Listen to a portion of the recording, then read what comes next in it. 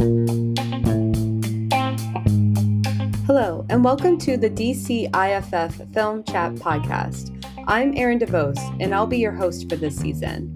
Join us for insightful interviews that explore the work of up-and-coming independent filmmakers from all over the world. If you're passionate about film and keen to learning about the creative process from the future cinema greats, this podcast is a must-listen for you. Our mission is to provide listeners with the engaging and informative conversations about successful and innovative films, including features, shorts, documentaries, animation, and web series from across the globe. The DCIFF Film Chat Podcast is a unique opportunity for independent filmmakers to have their voices heard in a way no other film festival can provide.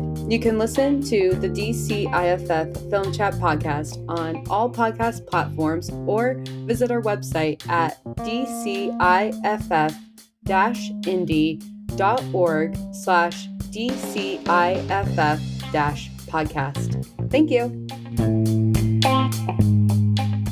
Thank you so much for the both of you for joining us for the DCIFF Film Chat Podcast. Their film will be screening at DCIFF 2025 on Sunday, February 16th, which is broad daylight. So again, Alex, Catia, thank you so much for joining us today. Thanks for having us. Thanks for having us. Awesome. Such a pleasure to have you guys here. And just to start things off, I'd love for you guys to introduce yourselves and as well as share a little bit about your film. My name is Alex Goldberg, and I am the writer and director of the short film Broad Daylight, which originated as a play. And my name is Catia Ojeda. I produced this film. We collaborated on multiple films and 2 children. I love that. And can you share a little bit about what the film is about? Sure. It's a story about a man and his aging mother. And we discover through the movie that he is her sole caretaker, and she is starting to have cognitive brain issues. And he has to grapple with a decision at the end with a pretty gut punch ending. Yeah.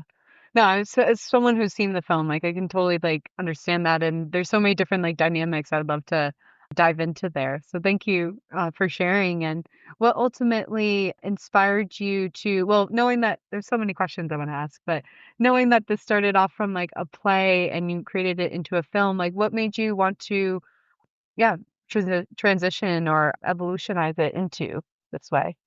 Great question. So the play is actually about 15 years old. I wrote it. It was produced actually in Taiwan. It was translated into Mandarin. Oh, wow. And then it's been produced all over the country here. And it just resonated with a lot of people. During the pandemic, I had an opportunity to stage it in a Zoom play festival. And as those of us who have survived the pandemic and watched theater on Zoom, it is not the best way to watch theater. But I was happy for that opportunity. And because while the festival was taking place in New Jersey, over Zoom, it could happen anywhere. So I, being here in Los Angeles, picked 2 actors that I know and love very well, Tim Fannin and Angie Bird, and said, hey, you want to come do this Zoom play? We did it. It was fantastic. It was actually a competition, and we did not win the competition. We came in 2nd place. First runner-up. First runner. There you go. First runner-up. I like that. The prize for the winner was, we're going to film or videotape your play. We're going to put it on in the theater or recording, and that's going to be the prize. And for us, we were like, well, I don't want to see a play recorded. I want to, if we do it, we're going to make a movie. And so, so one night, it was actually New Year's Eve, we were here hosting our friend Tim and his wife, and they were saying, we should make this year, we should make this movie. We're going to make it happen. And within 5 months, we had the funding raised, and we were shooting it. We drank a lot of champagne, and we were like, that's a great idea. And it happened. We always thought this play would be a great short film, and we're proud of the film that we made. Oh, that's wonderful. I'm so glad, pun intended, it popped off like that, to be able to make the transition and, just even thinking about, the way, even just interviews with some of the filmmakers I've already had on the podcast already, talking about that transition, it feels, from watching theater on Zoom and even as DCIFF as an organization, we almost went to like the virtual component, but then the masks mandate like lifted in time for our festival. So it just always made me curious about like how, your film, like you as filmmakers had submitted like to such a virtual like festival and to be able to translate that well. So I'm just glad, long story short is I'm glad like in person is back and like to for everyone to be able to, really feel the experience. And so relating to I guess like diving deeper like into the story itself, is it personal to you? Is it something that's fiction? I wasn't sure, like just kind of thinking about some of the elements of the film kind of made me think of, how now children are becoming like, the caretakers of parents and the sandwich generation, like kind of like caught in between like taking care of kids and as well as your parents. And in some ways, like this is kind of something I'm starting to experience in my own life. And so I just wanted to hear like a little bit about your experience and kind of how through creating this film, like you really, what people wanted to take away from this too. Sure. Well, first off, Erin, let me say welcome to the club of looking after your parents. It's a privilege to see our parents age. But with that comes some burdens, and we'll get to that later. As for the inspiration, there's two things. One, a personal story, and one, news-related story at the time. The personal story was looking back on my grandmother in her final years. She became much more loose-lipped. She was a very progressive woman who all of a sudden started making off-color racial jokes and swearing. And after she passed of a physical ailment, sex story. She told me how she lost her virginity. Like oh God, the blue. I didn't ask. This is never something. Well, I'm glad you. But we learned. Your grandma. Yeah, exactly. No, we were out to dinner one night, just the two of us, and she was like, "Did you know I wasn't a virgin when I got married?" And I was in shock, and like I said the worst thing possible, which was, "Oh," and then that opened the door for her to share the story, which was actually pretty harmless. It was my grandfather. But that is what we learned was from this when she passed was like, oh, she was having early cognitive decline. Like she didn't die from this, but like this was going on, and this is a common thing in people. Like, you start repeating yourself more, you start swearing more, you're more forgetful, stuff that we know. So that was my personal into the story. And then around, I guess the actual inspiration for writing this piece was I was reading about the state of, I believe it was North Dakota, who had an issue with elder abuse. And so they created a safe haven policy, similar to how it is with babies. Instead of abandoning your baby, bring it to a firehouse or a hospital, no questions asked, safe haven, right? And they did the same thing with elderly people. You care for someone, take them to a hospital here in North Dakota. So the law was passed, and the weekend that the law was officially enacted, over 1,000 older adults were dropped off at hospitals from as far away as Mississippi. Oh my God. So I wanted to know, what does it take for someone to be that desperate to drive 1,200 miles to drop off an elder loved one? How bad is your situation when that happens? And that story and my grandmother's story was the genesis of this play. Wow. Yeah, that's extremely powerful and also reminds me, there was one film that we showcased last year called Involuntary, and it was through the lens of the elder adult, like being dropped off, like being like it was well done in the sense of like just trying to understand like their thoughts behind it. But I love how your film really brings like that journey together, like in the sense of like the community behind it. It's not just like, one person is having this experience, but the community, it takes a village to take care of your family. So like it's just really powerful for you to be able to showcase that as well and, through your own experience. Yeah. We didn't set out to make a like political film, but I will say we get a lot of comments that this shines a light on a very American problem with not enough support for takers of elderly people. And, we don't need to get into it, but the health insurance and how expensive and, exorbitantly priced like elder care facilities are and how so many of them are awful. Like, that's not what our film is about. We hope it's a lovely piece of, emotional fiction, but a lot of people can relate to this and how this is a big, big problem in our country. And a lot of people who have attended previous screenings, they've come up to me after, and one thing that they focus on is like, thank you for bringing humor to it, because sometimes in the darkest points there is just crazy things that happen that you have to laugh. And so, this is both a comedy and a drama, and our tone was to keep it comic for a good way through it. And then, of course, going out. Yeah, in fact, we've screened at a few festivals before we're coming to DC, which we're thrilled about, and we have screened in the comedy category and the drama category. Oh, different interesting. festivals. In fact, it was at the same time. We were screening in the drama category at Santa Fe International Film Festival, and the same time we were screening in the comedy category at the San Francisco Short Film Festival in San Francisco, in the comedy block, winning Best Dramatic Short. Wow, what a full turn there. Yeah. So I think we are literally a dramatic comedy. Yes, on that one. Yeah. Oh, well, no, it's so interesting. And I love how film is so fluid, right? In the sense of like the different like genres, and even like a quote that a filmmaker actually in a podcast earlier today was just saying like how animation is a medium. And so I loved what he said around that, because I think like it also expands to other genres, like in the sense of just kind of like this is the medium, like this is the vehicle of translating into something that's much, much more. So, and I'm glad also like that you had, re-mention again, I wanted to reiterate too, like how like, light and fun like your film is too. Like, even though the issue can be related to so many, and, oftentimes it could be a sad experience, but I'm glad like you bring like light to, something that many of us are going through right now. So thank you for that.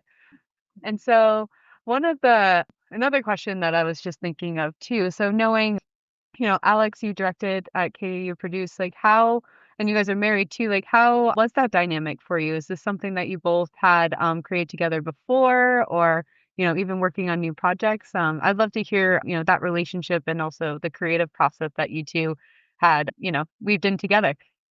Well, I'm glad you asked, because we're seamless. We never fight. We never have a conflict. The end. Thanks for listening. It's pretty close. No, it is. I mean, like there's nothing. No, we're lucky that we have a good working relationship. That's how we met many years ago. Alex wrote a play and I was in it, also an actor. I'm primarily an actor, and I was in the play, and that's how we met. So we met having a working relationship, and although we didn't make out till closing night. I want to be clear about that. We were professional. Oh, that's romantic.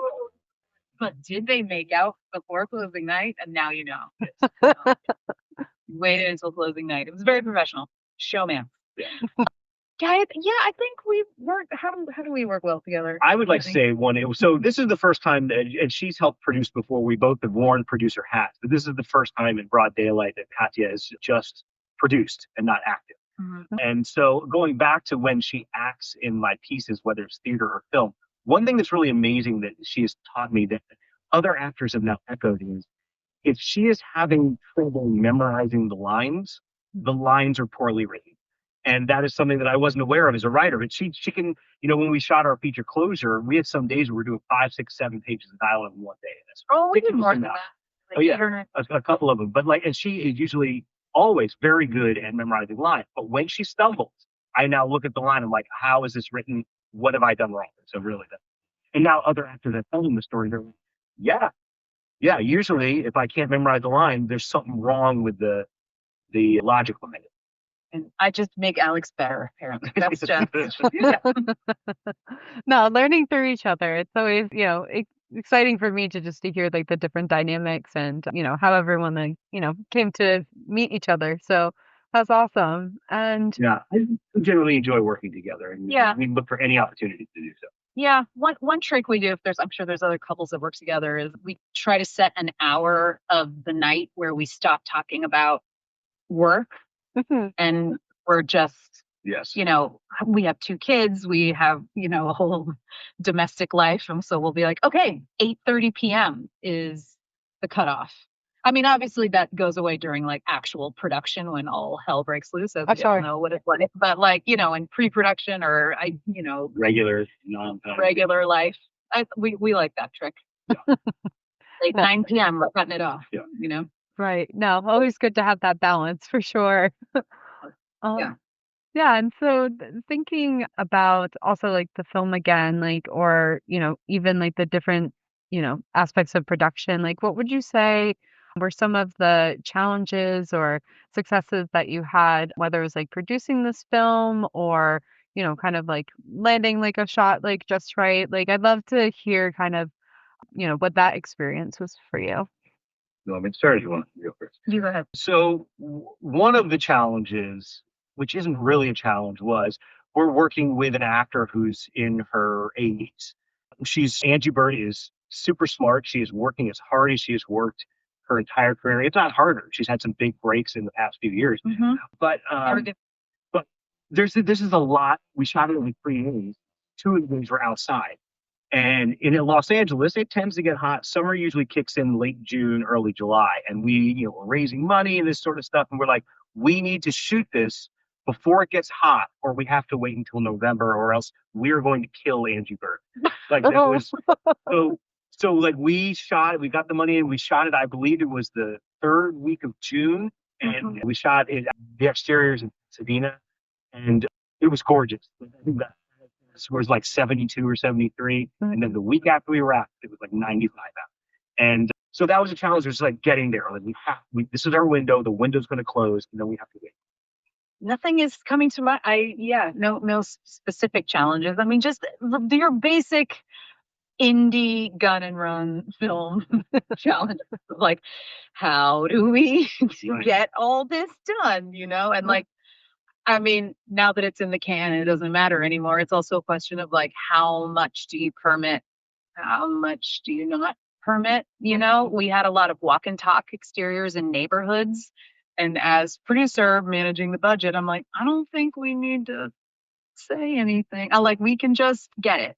Yeah. But we didn't fully permit and go by the books we shot in a city park in Pasadena for all the park stuff. And we went fully permit. Right. Other days, we didn't. You got to do what you got to do. Well, inside a house, even in LA, if you're contained, you don't need a permit. As long as you're not taking a room on the street with your trucks, you can do anything you want. Right. I know. I always call it like the puzzle piece permits, right? Because I'm just always like, oh, you're in this location one day, and like, how does that like compare to like what you want to film to actually what's going to be like the next day? So it's always, always fascinating to me, like how it can really come about in that sense. Yeah. It's nobody gets into filmmaking to be like mastering how permits work. Permits and insurance and stuff but you got to do it. Yeah. No, it's so true. Right? This is a private podcast that no one will hear. They're going to come out. Oh yeah, no, not at all. Like, no, it's so interesting because I'm personally starting I'm writing a script for like web series right now. And so it just has me like so curious about like the different ways to go about things. So I'm definitely like learning through you guys and as well as like the other filmmakers, like how to kind of like make things, piece impossible. So, and thinking about Broad Daylight too, like, can you see it becoming into a feature or into a series?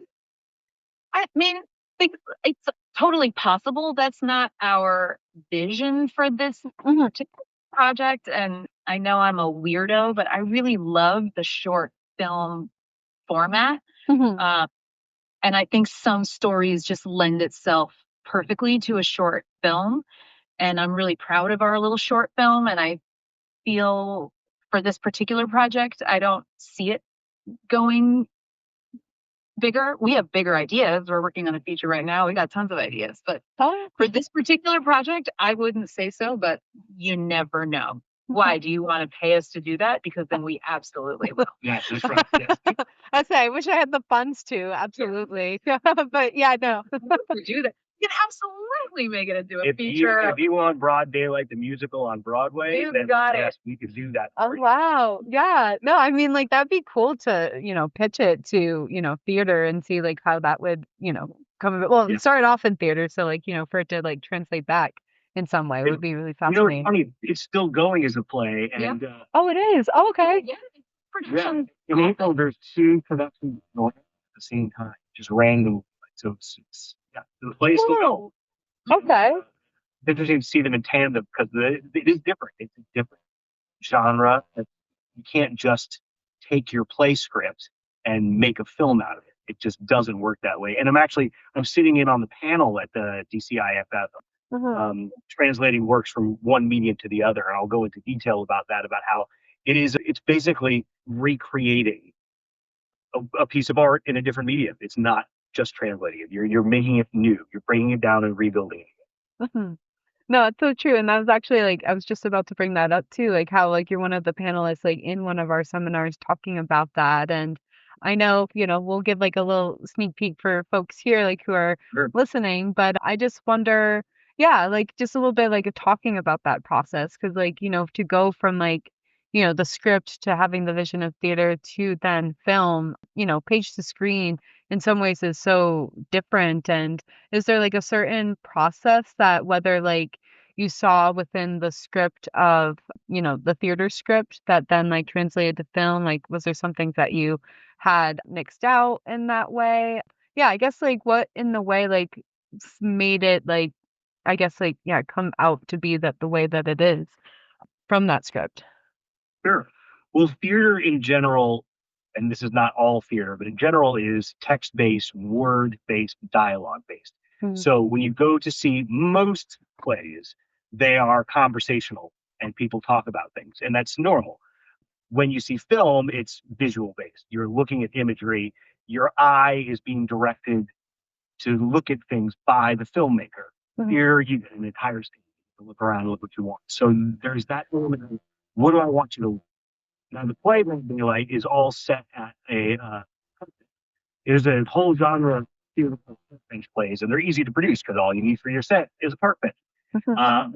But for a film, you don't want to see two people in park bench the entire time. You're creating a world, and the world exists outside of that park bench. The play leaves a lot of things up in the air, like, well, what really did happen at the end of this play? Well, in film, you don't get to hide. You have to be like, here's exactly what happens. Mhm. So in the film, you don't see the park bench until I would say close to halfway. So you see where they live, you see their journey, and then we get to a park bench and action happens there, and it doesn't necessarily end well. But yeah, so it's more than just opening up into a film. It's about how can I take this dialogue and make it visual. Can I cut a line and show it? We'll try to do that. Yeah. Yeah, that's always a good piece of advice for, I would say, any any writer, but certainly playwrights. It's like if you can show it rather than say it, try and show it instead. Yeah. Here's an easy example. If you have a character responding to someone and saying, yeah, I can do that. In the script, you could have that, but a good actor will be like, I can just nod and I'm going to tell you I can do that without saying those words. You're like, right, of course. There's one easy way to visualize a spoken word. Hmm. Yeah. No, that's such a good point too. And especially like when it comes to, yeah, I guess interpreting like what, depending on the scene or what the dialogue is or the monologue is there too. So that helps. And yeah, no, definitely looking forward to that seminar as well because I feel so many, well, I say so many, but like I kind of see this trend of, books that are becoming like into screenmaker. I mean, I grew up with Harry Potter, so that's like I Mhm. feel like of course like one of the first things that I'm that's coming to mind. And then like, as like others have progressed, like can you see this becoming like more of something or like are you guys more fans of kind of like the originality of it too? Because I love finding like origination stories, like whether it is like a play or a book and such like that. But yeah, I've just been seeing like more of that happening and would love to open up like that discussion. Yeah, Harry Potter is a great example because J.K. Rowling has a great visual, and books are different from theater, but like you could really see a lot of what was being described, and whether or not that movies were true to how you saw them as a reader first, that's up for debate. But there's no debating that she created visually when she was writing. Uh-huh. Hmm. I think I know what you mean though with like IP, right? It's all apparent. Like that's all anyone wants. They just want to buy IP. Right. So I don't know. I would say like tell the story that you want to tell rather than focusing to I'm talking to you whoever is listening, like whatever story you're inspired to tell it. If it happens to be based on a book you read and you can secure the rights, great. Or if it's an original story, great. I mean, I don't know, being long enough in this business and like all my years as an actor, it's like, okay, stop worrying about what you think they want and just present what you think. Yeah. You know? When you hear the adage, Hollywood loves IP, which is true. They do. What they really mean It's true. Well, what they really mean is Hollywood loves IP that already has a built-in audience of millions. Right. They don't care if there's an obscure book that was published that has 18 or someone. What I mean, like that's not the IP that Hollywood wants. Hollywood wants something to come with a built-in audience. Right. Yeah. There's a musical that I love called Title of Show. Do you know this musical? It was I don't think I'm familiar. No. small. It was like the little show that could. It was like a weird little off-Broadway show that made its way to Broadway, and it had a hot minute, I don't know, 15, 20 years It ago. was a Fringe Festival show. Yeah. So and it's an original musical, and well, it wasn't IP. It's an original story. But one of my favorite songs is it's these four people creating a musical together. And the line is, I'd rather 9 people's favorite thing than 100 people's 9th. Ah. It's a great song. You can look it up. Title of Show. I'll put that in the show notes. Title of Show in brackets. I think about that a lot when we're working on projects or have a creative idea. It's like, oh, but could that get us a meeting? Is that going to sell? How do we get funding? And all of that is important. Don't get me wrong, but we can't lose sight of like, what is it that you want to say? Mm-hmm. Like, are you willing for this to be, 9 people's favorite thing rather than 100 people's 9th favorite thing? Right. Mm-hmm. Yeah, no, that's such a good point because originality is I find it so important. And like, I think, indie films specifically have grown so much in these recent years. And, it's more, than just like DCIFF and like Sundance and such like that. But I feel we're starting to find how unique of stories that we're really craving.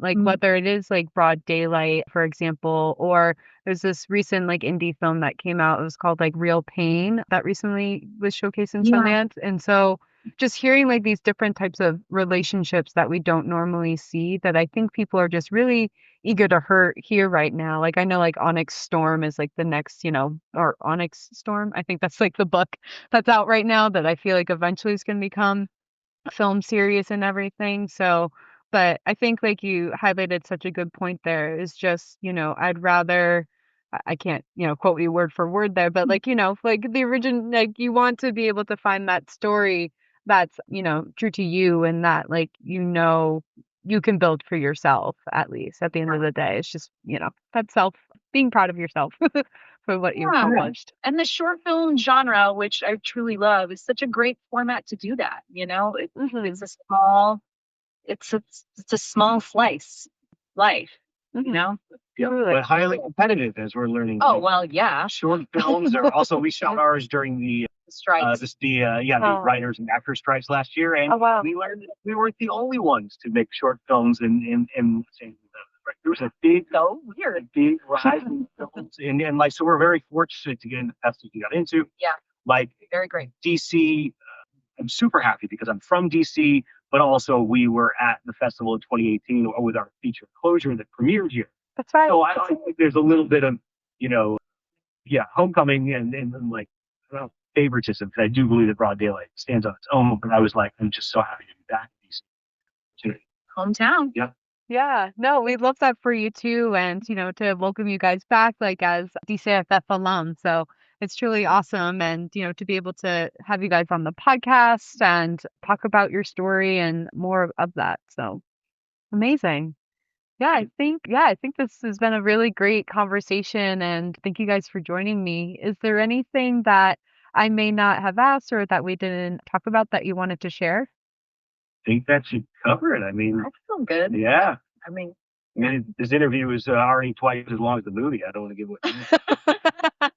True. Yeah, we don't want to give away too much, but yeah, no, it's been super engaging. So no, you guys are amazing to chat with and, learning more about you. And for me, like I hadn't known prior that this was like a play first to then become a film. So I think that's something that I learned that I hope the audience can really take away as well. And we'll be having the Q&A at the end of your screening too with the other films that are in your block, which is Family Matters.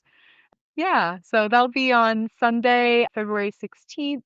And then also Alex is part of a seminar that we're doing from page to screen as well. And I think that's also on Saturday. That's the seminar's on Saturday, the screening's on Sunday. Oh my gosh. All right. I'll have to redo that bit Well, there. I think you got it right earlier. I think you called it Sunday. Yeah. Oh, okay. Oh my gosh. All right. So many interviews today. And I'm like, what did I say again? Oh, but all good. All right. Awesome. Yeah. So I'll be seeing you, Alex. Cody, I'm so excited that we got to have this conversation and for you to join us here today. So you'll be missed, but you're part of the DCIFF family, so you know exactly what this experience is like. So It's a really great one. I'm thrilled that Alex can go and represent our film. Yes. I look forward to seeing you there. yes, no, look forward to seeing you too. Thank you guys so much. Thank you. Thank you. This podcast is brought to you by the DCIFF supporters. We could not be here without all of you to be sharing this amazing outlet with filmmakers from around the world. If you are interested in supporting DCIFF, head on over to our website through the link description in the bio of this episode, or you can go right to the website, which is DCIFF-indie.org, to connect with us and learn more about our Future of Film programs, our festival, and also more educational opportunities in what we do with our high school students, community, and beyond. We look forward to your support.